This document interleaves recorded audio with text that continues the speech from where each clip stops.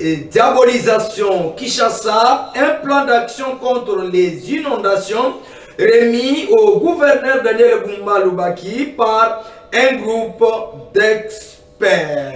Afrique, République démocratique du Congo, Félix Tshisekedi remercie l'entrepreneur belge Georges Arthur pour sa contribution à la revanche de l'agriculture sur le mine. La condamnation de Matata Mponyo Mapon Augustin, Vital Kamerhe appelle le député à l'apaisement en attendant la notification de la Cour constitutionnelle. Il promet de s'en tenir aux prérogatives reconnues à l'Assemblée nationale. Congo Kinshasa, l'ancien président Joseph Kabila Kabange se rendu à Goma.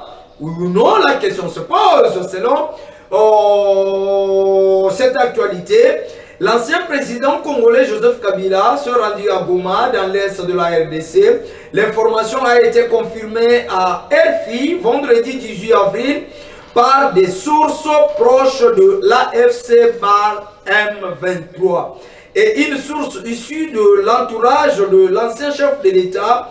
Selon ce même source, Joseph Kabila est passé par Kigali avant de rejoindre la capitale du Nord Kivu.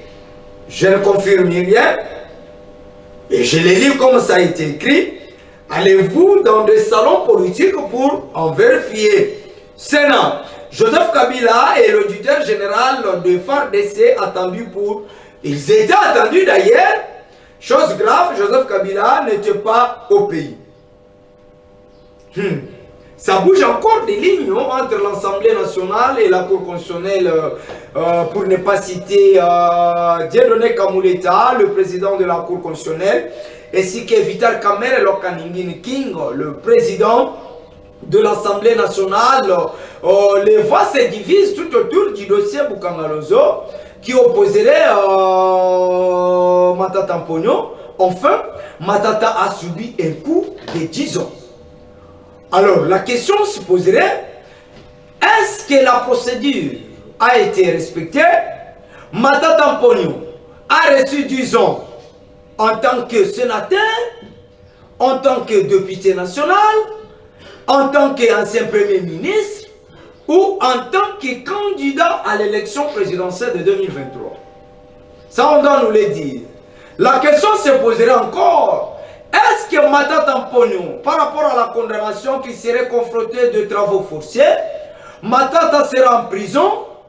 Est-ce que les biens de Matata Mponyo seront confisqués par l'État congolais? Les voix se divisent encore. Merci à tout le monde qui nous suit, mesdames et messieurs, sur MD Pro Télévision.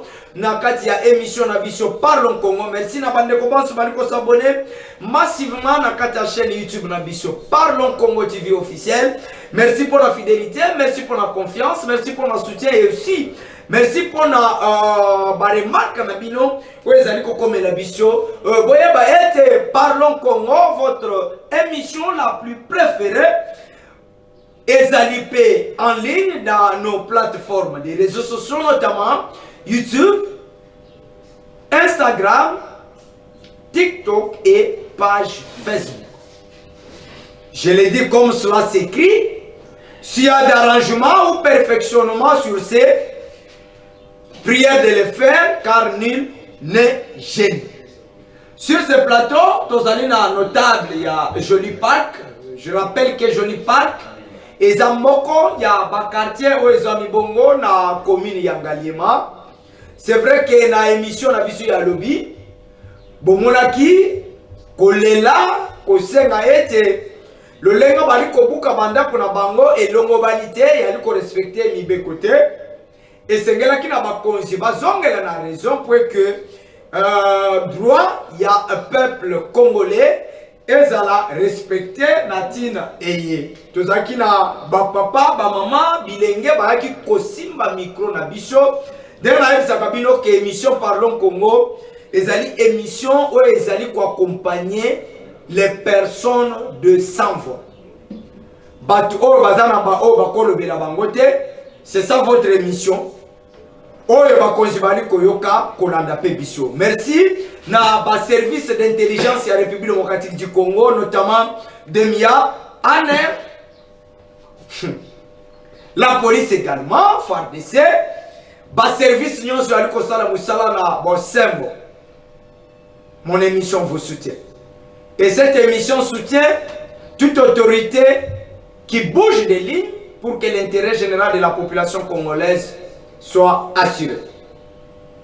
Et bien là, bengi na tina ya Constant Mutamba na kosala mise au point. Na kosala également mise au point na condamnation ya dossier Bukangalozo ou ya Matata Mponyo. Est-ce que Bukangalozo lelo ezali ko revenir na gouvernement congolais, oui ou non? Si oui, pourquoi? Sinon, pourquoi? Mona Congo, Dadi Bongeli.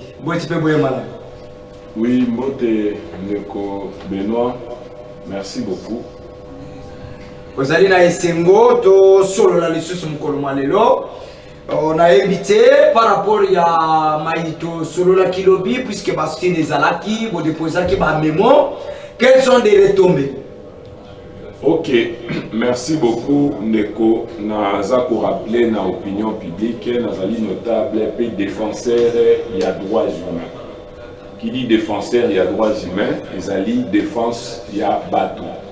Ici quand on bilinga ezali, ici quand l'État a aussi population te à respecter ba droit bateau, surtout zawana on a pour éclairer opinion pe kozongisa makambo na balabala na zongi lelo awa rapidement par rapport ya ndenge lobby démarche tosalaki lobby ezalaki journée moko tosalaki manifestation pacifique na manifestation tosalaki pacifique omonaki ba mama ya mikolo omonaki ba jeune omonaki ba population ya delapé ndenge nini bazalaki na pasi na mitema na bango komona ete tata mokonzi ya ekolo azali na pouvoir o ezali ya peuple kasi bato moko boye bazali koluka ko empiéter autorité o babengaka souverain premier toyaki to dénonçaki totikaki ba memo na assemblée nationale totikaki na assemblée provinciale pe bakonzi ebele ba yambaki yango na eloko toyeli awa o nga na yebi soki bape basali lokola lettre memo ou bien bakotisi courrier esengeli poser la réponse ezalaka bongo na administration bakotisi lettre esengeli poser la réponse na moto oyo ba adresser lettre tokomelaki ministre ya ITPR oyo azali ko exécuter mikano oyo ya kobuka bandako alobi bandako bato batongi illégalement na lobaki awa récemment que c'est faux et archi faux po bato nyonso bayaki lobi awa bazali na ba titre cadastral oyo ezali livré par l'État congolais.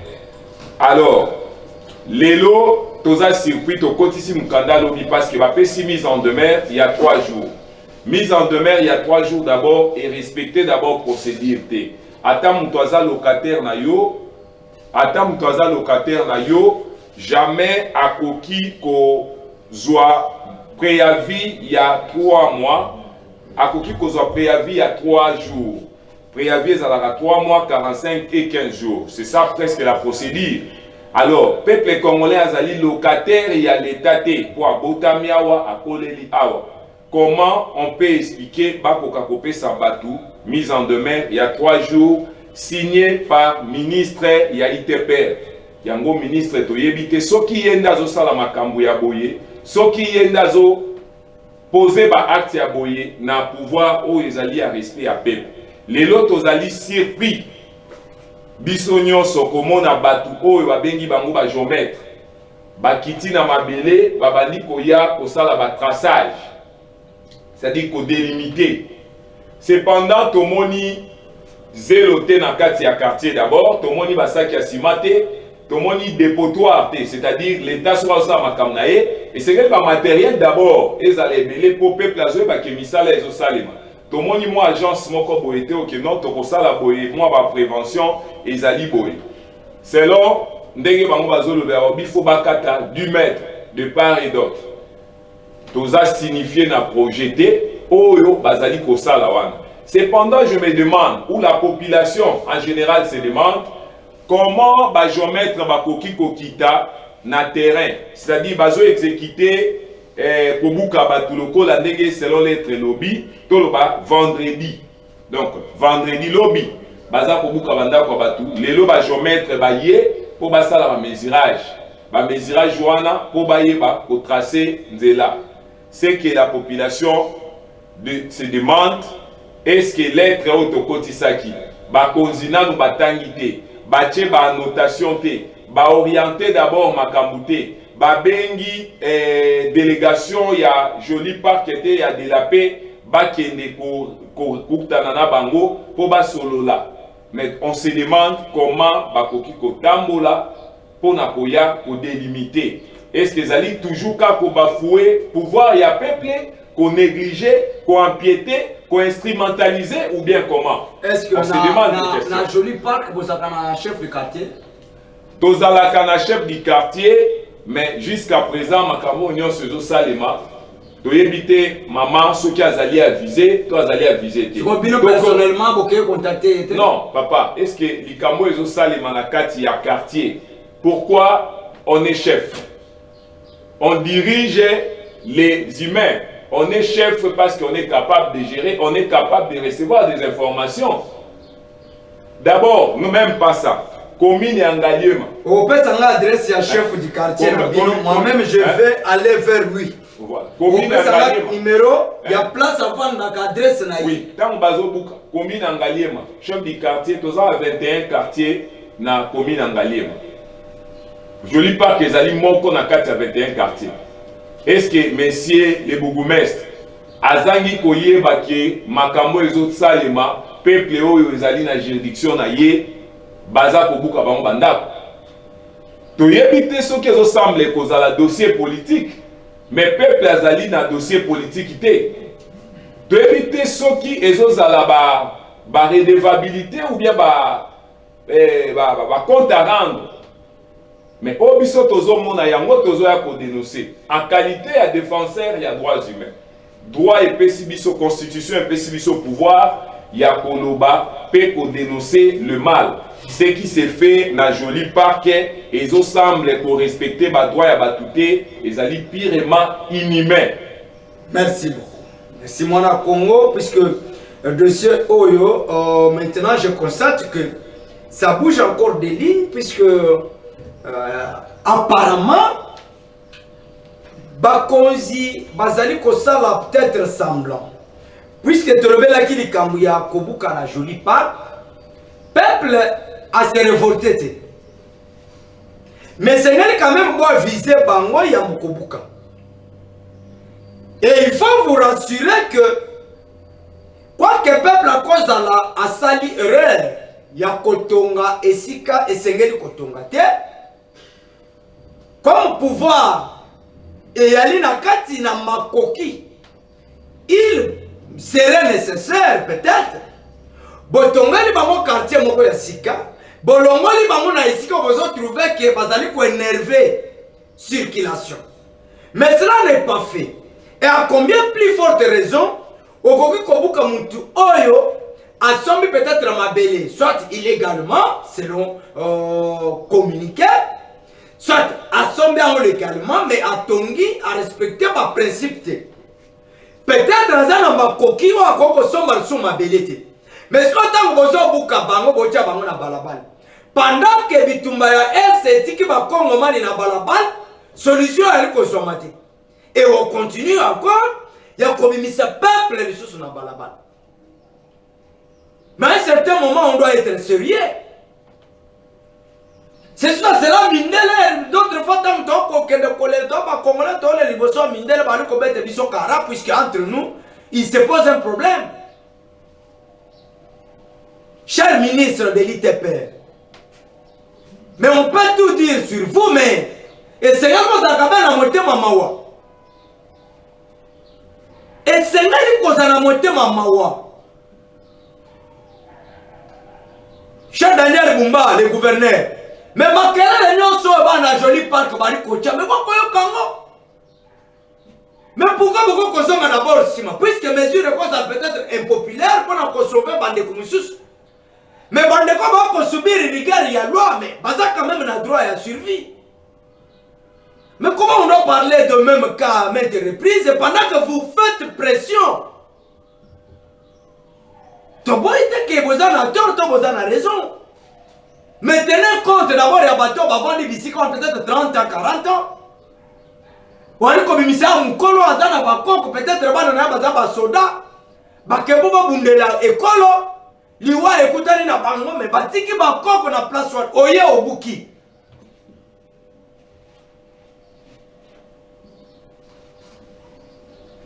Papa, personne d'abord, est-ce que Dieu merci avant d'arrangayema les bourgmestres de la commune? Bon, wana eza vie privée na ye. Parce que je sais quand même que Azali Eli ya Ngaliema Muto Azali Eli Ngaliema akoki ozala toujours na eza obligatoire. Alors eza obligatoire mais je n'ai pas de précision sur ça. C'est que je sais Azali. Après mission on peut d'abord il va passer à la télévision. Azalaki. On peut à l'adresse à chef du quartier plutôt. Il y a Joli Parc, ma référence. Après cette émission, moi je vais aller vers lui. Voilà. Alors, si je suis un ami balai par rapport à Yassi Bolobi qui est baillé pour Bajomètre baillé. Bajomètre baillé pour ça là-bas mesurage. Biso tozali ko fonctionner na ekoye bake mboka ceux qui babendi ya mboka ya état de droit on sous-attend que droit wana ezali équitable pour na mutu nyonso. Oui. Ozomona ezala pour na étranger ezala pour na congolais. Congolais azali na droit ya kozala protéger. Baye basali ba mesurage. Ko banda na entrée mo fleuri bakomiti na pont moko babengaka batonga ngo wana ezali pont o batonga ngo na ba notable ya quartier donc ceux qui outil érosion outil nani ledia ozokota pont moko eza wana pont esika batelemelaki yango wana donc bazwi ba mesure na bango bazwi nde batelemi peuple azalaki ebele d'ailleurs ba désordre pe ngaki koma makasi. Alors, to essayaki ko maîtriser population pour na koyeba mission ni bango bayeli. Biso eloko toyeli mbango na télévision ezani. To komaki ba recours to s'adresser na ba autorité. Ba autorité na nu batie ba annotation te, ba répondre te. Ndenge nini bazo sala makambo ngo mbangu. Congolais akomi nani? Eloko bazo sala mbangu ezali nini? Toza ba étranger projet yango bazo sala wana ya rapidité parce que awa nazo yawa peuple alobibo alobi toza capable soki gouvernement akoki koyebisa biso par voie ya dialogue par voie ya négociation soki gouvernement alobi ki azo délimiter biso par exemple na 5 mètres ozomona ayebisa peuple ye moko ke na 5 mètres wana bozwa ba disposition soki ba rusenga parce que biso tozo dépendre na urbanisme ya Ngaliema. Ouais. Tozo dépendre na hôtel de ville. Tozo dépendre na ministère ya ITPRT. Or urbanisme ya Ngaliema ezawana. Pourquoi ne pas que ba instruire nani chef de service ya urbanisme aya à faire appliquer makambo wana pe à faire respecter yango. Peuple la lobby toza capable ya ko reculer kotika mali ko skire ba mali na biso ko bulongola ba difficulté otoza nango na canalisation mayo ezoleka o bango balobi rivière bazobenga ngo rivière au long de la rivière Mapenza selon communiqué toza capable ya ko reculer 5 mètres mais biso moko to buka biso moko to sala canalisation peuple aza d'accord anazolo bawa peuple aza d'accord ce qui signifie 5, 10 mètres, est-ce que c'est constitutionnel? Il faut nous koyeba. Et prévention, il y a un projet pour 10 mètres de part et d'autre. Et ça, pour sécuriser la population, que ça dit que buka oyo baya ko sundola lisusu to comme la pollution de l'environnement. Prévention et un projet ne doit signifier biso pour tout le monde a quand même ce bazo ça la projet comment on va tongi même moi agence guérit oyo batie ba policier. Aux monde guérit ou un gouvernement ko ya a stocker bilo comme ça là. Ba géomètre na ba ingénieur baza ko ya ka référence na guérit ou ana bazo ça la ba étude minutieuse pour na ba passer na action. Mais le gouvernement Zoé la Kobuka peuple, qu'est-ce qui est derrière ça? Merci. Qu'est-ce qui est derrière cette action? Merci. Qui est derrière cette action? Merci beaucoup. Merci. Tous les sous na otoko kolobate ce que zalika kamotema mabe. Peut-être kokoma mokonzi na Congo et comme ingam. Pe kozala peuple et comme lisum. Na éviter. Puisque si on peut améliorer le passé récent qui ne suivait pas la procédure légale, mais comment on peut changer le régime et le même peuple qui aurait subi la rigueur de la loi continue toujours à subir la rigueur et personne ne dit un mot. Voilà. Moi, au Congo, je prends un message de l'équipe. Après, je l'ai dit, na kokitati, ceux qui ont créé Koutanana, chef du quartier à Johnny Park, n'a que de vérifier, n'a tourné. J'aimerais qu'on doit se limiter par là. Vous devez donner un message fort, puisqu'on n'a pas le temps à cause de temps moulaï. Message ni le coco lancé na bakonzi mboka. Bana Johnny Park, na ba ibanso bali ko soutenir yo. OK, na ko bandana na bakonzi mboka, tozo s'adresser d'abord na papa ko pesa message na biso ya cri d'alarme na papa mokonzi ya école. Excellence monsieur le président de la République. Nous allons Félix akoya ko konda pa ko répéter que peuple ba votaki yo baza derrière l'action na yo. Alors, bazali ko la libanda, bazali ko souffrir. Baza ko linga ko boter la droit ya peuple illégalement. Bazali ko linga ko violer ba mama bala la libanda o ba botaki yo, bana o ba votaki yo, ba papa ba koka kozala insécurisé. Cependant, to sengi d'abord arrêt conformément na recours na biso. Tosengi na ministre ya ITPR, tosengi na mokonzi ya ville. En tout cas, journée à lobby, tant que réponse aux ezali concret ezalité, tant que bayambi délégation à ba notable ya quartier Joli Park était à délapé, bakoki kobukate conformément na bakize réception oyo tozali na yango. Soki babuki biso, c'est que ba constituer encore ba menace grave vis-à-vis la population. Merci. Donc, Yangonde Tosengi va répondre biso na lettre.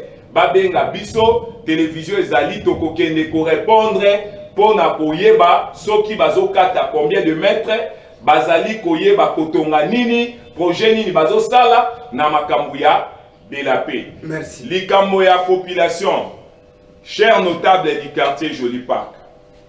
Bandeko oyo bozali komona combat tozali kosala. Tozondi ma risque pour na école. Tozondi ma risque pour na ko défendre droit ya bato. Tozondi ma risque pour motonyonso akoka koyeba droit na ye ezala respecter. Tokoki ko agir na ba manifestation na biso pacifique na kotumba ba pinete na brutalité te toko agir na ndenge o ezali pacifiquement à telle enseigne que papa mokonzi ekolo akoka koyeba makambo yo ba trouver solution. Cependant, tosengi tozala bomoko, tozala vraiment uni pour na koloba non d'abord na journée oyo ya lobby parce que ba mokonzi yo tokomeli ba lettre nanu ba répondre ba lettre na biso te toza kozela ba bengisa biso toyeba de quoi il s'agit pour évoluer sur le même chemin. Il a autorité. Merci beaucoup, Mana Congo. Je rappelle que Dadi Bongeli Ali, notable, il y a un quartier Joli Park, il y a Limoko, il y a un quartier Nakati, il y a commune, il y a Ngalie Mao, ils allaient Kokamba Bongo, na Mana Congo. Dieu merci. Merci beaucoup. J'aimerais faire 2 ou 3, 4 mises au point, notamment par rapport à un dossier Kosa Moutamba. Ah, on peut concentrer puisque degré à ma fait kobima na plateau. Awa, moi na maya kopakata mbangu. Donc, Kishasa est comme boy. Otuti na gauche, bazongisi na droite. Otuti na Lubumuyaya, Ozibor na Munzu. Donc, awa ale tumba, oyo ekozala ya batu ya mibeko. Arali etumba ya batu na mibeko. Meloko esalinga motema pasi. Iyali nini? Batu nyonso plupart, je l'ai dit, na lisolo eye bali ko lancer ba missile et pas à mettre Constant Moutamba. Est-ce que Maître Constant Moutamba se reproche-t-il de quelque chose? Ça c'est la question. Tomonaki awa na boye ya Constant Moutamba kokota. Pourquoi je rappelle ça tout le moment? Puisque moi je suis l'historien. Nali mutu oyo nalandelaka histoire. Na boye ya Constant Moutamba tomona okobandana bapede. Nuisance sonore. Makambo ya ba église. Ko désengorger ba prison. Tomona iki kiao tindanga tobemana na ba états généraux de la justice. Toyoka ba français na ba anglais. Entre ministre de la justice. Naba Zouzi, Naba magistrat, Naba avocat musus. Tindema tomemani naba état généraux de la justice. Tino lelo. Tomona ta résolution mon côté. Mon panzi sango lobi ni na lobi. Depuis état généraux de la justice. Na initiative vraiment na Congo Maître Constant Moutamba tino lelo tozali nde kotal mais eloko nga na mituni ezali na badossier yike na mboka oyo ezali kosenga rapidité. Procureur olobi nini na lobi Congo ezali na ba dossier yike o ezali kosenga rapidité. Mais je suis surpris. Il y a comment la rapidité na lisolo il y a présumé détournement, il y a 19,8 millions de dollars. Ouais, il y a li koloba manakati ya ministère de la justice. Nous voulons une justice transparente, crédible, qui n'est pas des poids de mesure, qui n'est pas une justice accompagnative, mais qui est une justice de résolution. Merci pour la bravoure, il y a président et un cour de cassation. Puisque nous ne voulons pas voir les hommes forts, j'aime plutôt voir les institutions fortes. Mais si ça verrait que dossier Oyo ezali kolobama na kati ya ministère de la justice que ezana batu Oyo bazimisa pina bango batia na musolo bayimboka. J'étais toujours très contre. Que nous sommes dans un pays riche, d'où la population vit les misères. Mopanzi sango le bini na bi oui. Nanu nandimate. Papa nanga za na mbongo ebele. Toali kolala nzala. Toza na bozu ebele. Toali konyokwa. C'est contradictoire. Comment nous pouvons avoir un pays riche, mais population a collé à moins de dollars?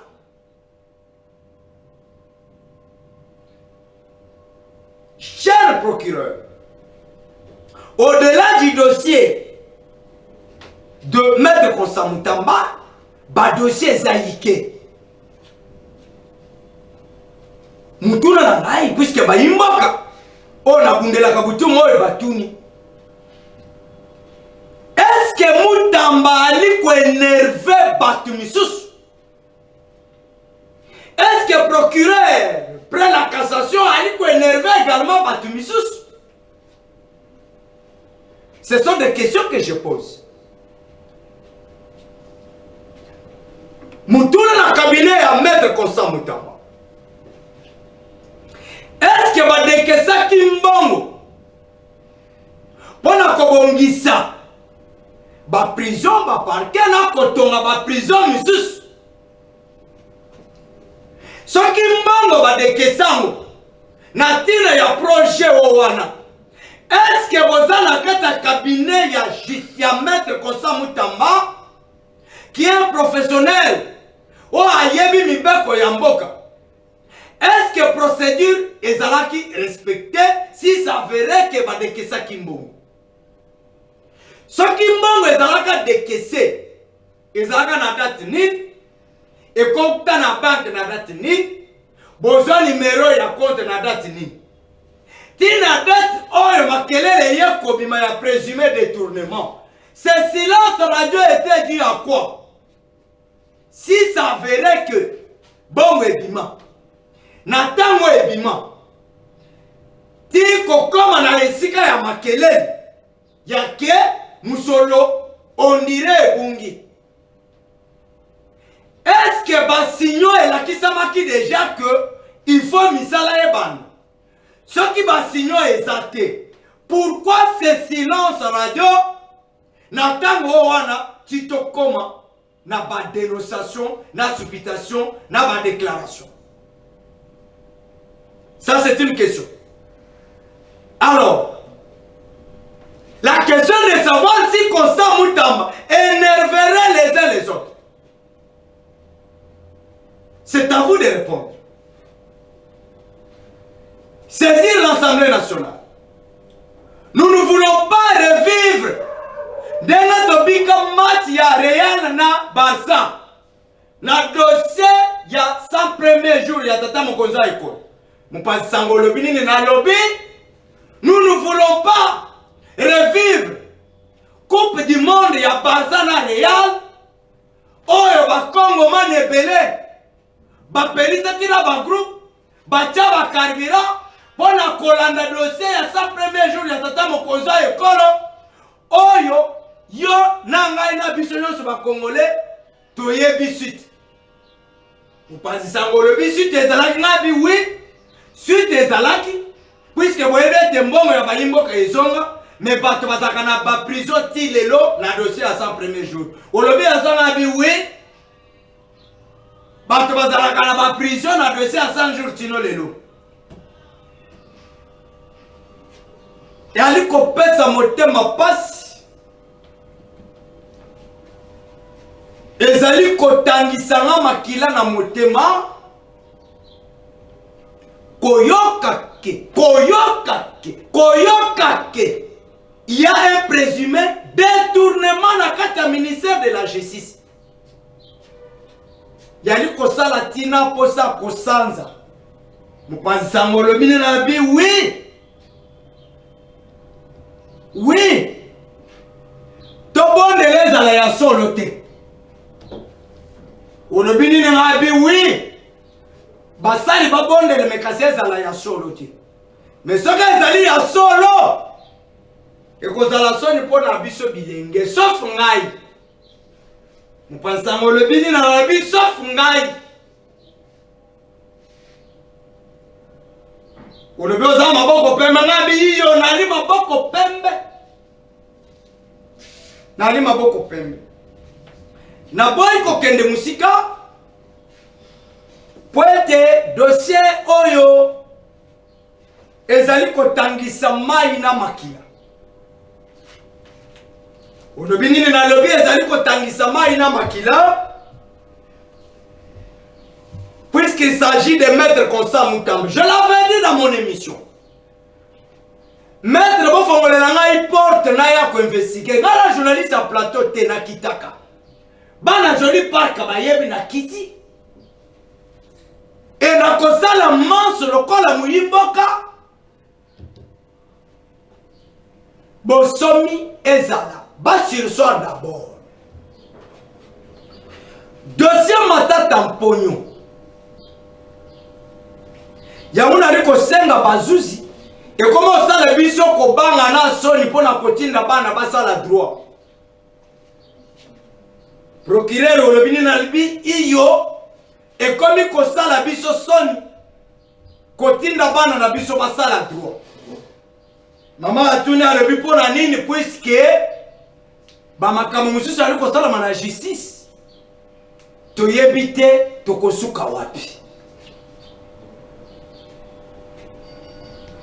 Na régime ya Kabila to dekriya wandenga bakanga Frank Diongo lelo aponizela na ye etalinga ite Congolais nyoso zana lolenga na ye akomonela makambo ba nyoso ya opposition na tango wana balobi me comment bakoki kokanga eneli azali régime ya mibeko ya mboka azali na immunité na ye. Batu nyonso bakondana wana ezalaka na régime ya Kabila. Mupanzango olobi ngapi wi na lobi na régime ya Kabila tokondana ngo tolobaka ezali malamu te il faut totosa mibeko. Na régime ya Félix Antoine Tshisekedi tomona ba Mike Mukeba ekozala kokangama awa batu ba député bakangama pe. Mais on corrige quoi sur quoi? Tozali kobongisa nini pe tozali kokende wapi? Lelo Matata Mponyo babambi ye 10 ans.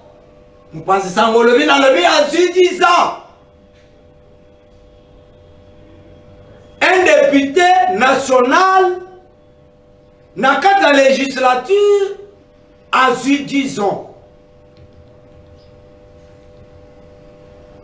Et puis, ezali na kata cour constitutionnelle, la haute cour de la République démocratique du Congo, d'où on ne peut pas s'attaquer na décision na yango. Est-ce que la décision de la cour constitutionnelle c'est une parole évangile? Point d'interrogation. Est-ce que Batumako ça la pembema na kati ya cour constitutionnelle? Puisque cette cour Batunde bazali kotambwisango.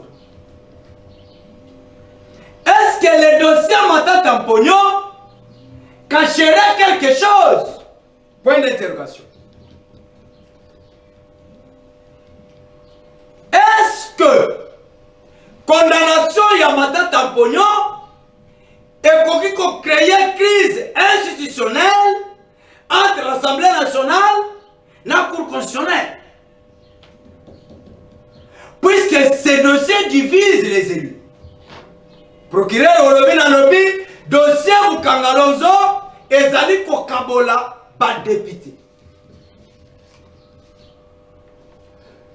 Ce que moi je demande aux juges, aux magistrats, aux procureurs, à ceux qui nous dirigent, si nous-mêmes, nous ne savons pas respecter les lois fondamentales du pays, donc aucun n'est pas été. Olobini na lobi soki biso moko tozali ko respecter mibeko ya mboka na biso moko te, mutu moko te akoya kotambola sima na biso po to respectamo. naliko suki sana levé ya immunité ya Joseph Kabila Kabange. J'étais surpris. Il y a kotanga copie pour information adressée et pas Joseph Kabila Kabange, le président du Sénat Jean-Michel Sama Lukonde, dès lors que le président du Sénat a dit que Joseph Kabila a nambokati. Procureur au lobby na lobby, na sutukaki, kokwa ya na invitation wana, pendant que le président du Sénat, Jean-Michel Sama Lukonde, peut-être a dit que Joseph Kabila a nambokati. Mais quand même à bénéficier. Alors, maintenant, on a tout naki. Ce qui Kabila a eu pour répondre, la suite sera comment? Jean-Michel Sama Lukonde Keng. Kabila n'est pas venu répondre. La suite sera comment? Merci d'avoir découvert sur ma mission. Je crois que déjà demain, vendredi, prenez rendez-vous. Nous allons organiser un plateau spécial d'où nous allons aborder seulement 4 thématiques. Vous dites quoi? J'ai dit 4 thématiques. La levée des immunités de Joseph Kabila, la condamnation de Matata Mpognon, le présumé détournement dans le ministère de la Justice, et aussi,